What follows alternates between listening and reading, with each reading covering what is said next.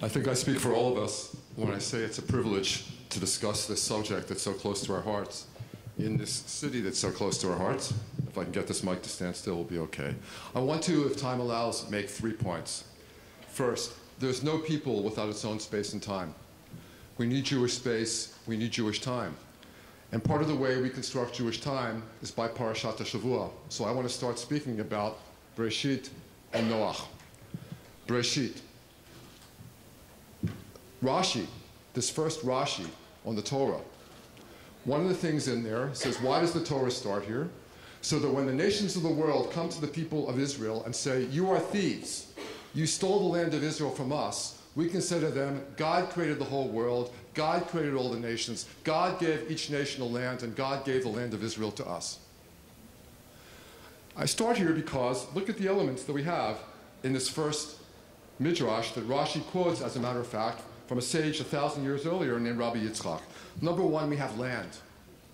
We have a land connected to this people as an integral part of this people. Number two, we have a tradition that goes back to Torah. And I would stipulate, not as the Chancellor of JTS, and not as a person wearing kippah, but as a Jew, as a member of the Jewish people, that if Judaism does not relate itself to Jewish tradition, if Jewish people does not relate itself to Jewish tradition, it suffers vacuousness. There's not only one way to do that relationship, but without that relationship, we are not ourselves. Number three, we've got a political context. Rashi, writing 1,000 years ago, when the Christians and the Muslims are fighting over the land of Israel, is asserting the right of the Jews to the land of Israel. Rashi knows the Jewish people live in a political context, the Jewish people has interests, the Jewish people has enemies. And this is also a fact of life if you're going to have peoplehood. And finally, I would say, there is a God of all the world, and whether you believe in this God in some literal sense or you adopt a principle of transcendence, whatever it is, without this beyond, without this mystery, without something larger, I don't understand the Jewish people being in touch with its tradition. What I want to say about Parshat Noach picks up on that last point. So what does Noach gives us? Noach gives us a God of all the world. This God creates the Jewish people because this God has moral intentions for the world, and somehow the Jews are going to be in service of these moral intentions for the world. Not only that, this God makes a covenant with every single human being, and not only with the Jews. We're going to learn in a couple of weeks the remarkable fact that the sign of this covenant, circumcision, is shared by Ishmael, which means that the sign of the covenant with the Jews is not ours alone. Ishmael gets circumcised, and not Isaac. Think of that. It means that Muslims share a sign of the covenant with Jews. Universal and particular are both part of this formula.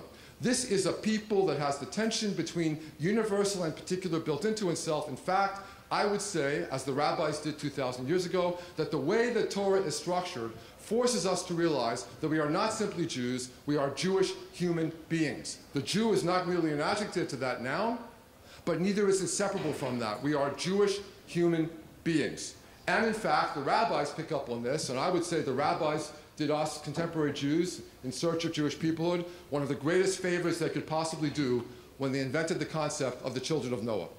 That there are not just Jews and idolaters in the world, but there are all these other people out there who share access to God, who can be good, who share access to the world to come. There are people out there who have rights and responsibilities similar to ours, not identical, but similar, and that we're not just in a world by ourselves, we are with them. So look at these key elements of peoplehood that we get from Bereshit and Noach. Second point, I think the 20th century Jewish thought in the United States contributed 2 key concepts to the search for peoplehood. Number one, Mordechai Kaplan, more than anyone else, gave us this word. I think it's an indispensable word to get around the conflicts that Shmuel clarified for us. How are we going to get around the conflict of nation versus mere ethnicity, which I have to say in the United States is a rather trivial matter, ethnicity. I don't want Jewishness to be a mere ethnicity. How are we going to get around the problem of Israel versus diaspora? What do we have in common? If we use the word nation, a lot of diaspora Jews are very uncomfortable. If we use the word faith community, a lot of non-religious Jews, a dichotomy I can't stand, secular versus religious, but a lot of non-religious Jews, it's important to their self-definition, they're uncomfortable. Kaplan gives us a concept of a people as the bearer of a civilization. A people with a civilization means it shares a history. It shares a language, a literature, arts, social structure, land, norms, values, customs, and religion. And it builds on this tradition in various ways, but it has all of this in common. And the force of it, Kaplan believes, what it makes possible in individual life, can persuade individuals in a situation of choice to choose it and not endure life without the comfort of being part of something larger than the self. The second major concept that I think was contributed by American Jewish thought is Rabbi Soloveitchik's concept of Brit Goral and Brit Yehud. It's a marvelous concept. Jews are bound by covenant, as we saw in Noah. But what is this covenant? It's twofold.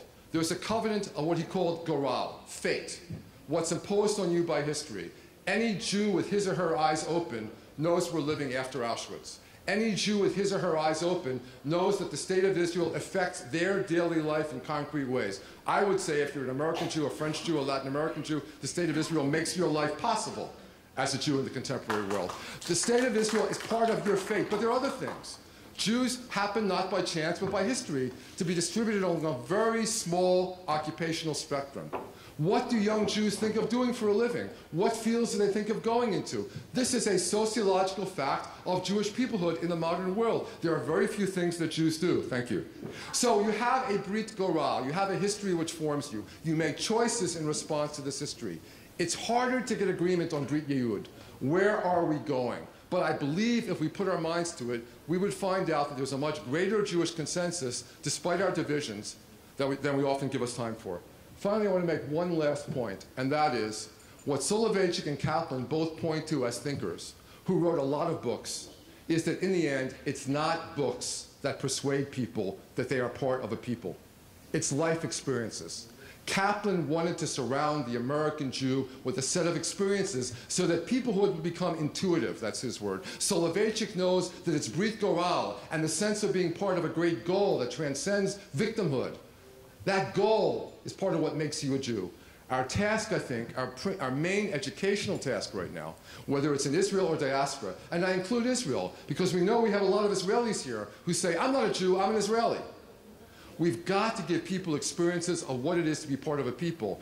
And it happens that those experiences were formative for me, and if there were time, I would list them, but I hope that we'll all be here and able to exchange the personal experiences that made us not just Americans or Frenchmen or Israelis, but Jews. Thank you very much.